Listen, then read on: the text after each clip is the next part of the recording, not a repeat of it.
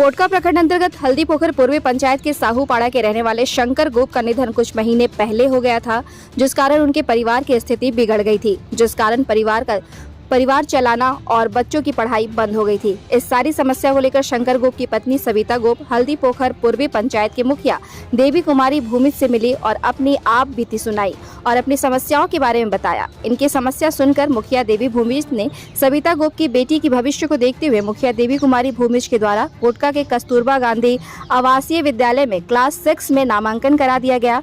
नामांकन होने से सौंपा गोप काफी खुशी है। वहीं नामांकन हो जाने से मुखिया देवी कुमारी भूमिज ने कस्तूरबा गांधी आवासीय विद्यालय के प्रभारी को धन्यवाद दिया।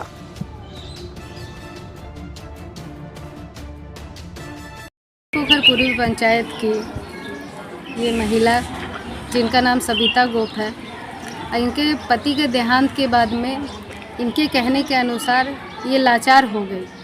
इनका कुछ भी स्थायी वजूद नहीं था और साथ ही साथ में इनका जो स्थिति है, इस स्थिति को देखते हुए ये मुझसे अनुरोध की कि मुखिया दीदी मेरे बच्चों का कुछ कर दीजिए, क्योंकि मैं जिस तरह से लाचार हो गई हूँ, मैं भरण पोषण करना ही बहुत मुश्किल से सकूँगी और बच्चों की पढ़ाई में कैसे करूँगी। कुछ उपाय कर दीजिए, मेरी बेटी का फ्यूचर सिक्योर कर दीजिए।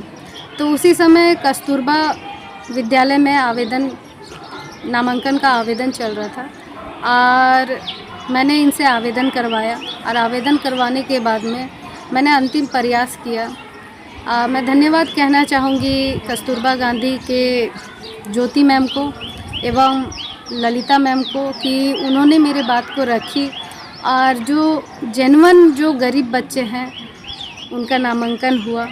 मैं बहुत खुश हूँ कि मेरी पंचायत की एक बच्ची का भविष्य को सिक्योर करने में मेरी भूमिका रही और इसी तरह से मैं पंचायत में गरीब दुखों के साथ में हमेशा तत्पर खड़ी रहूँगी और हमेशा सहयोग करते रहूँगी।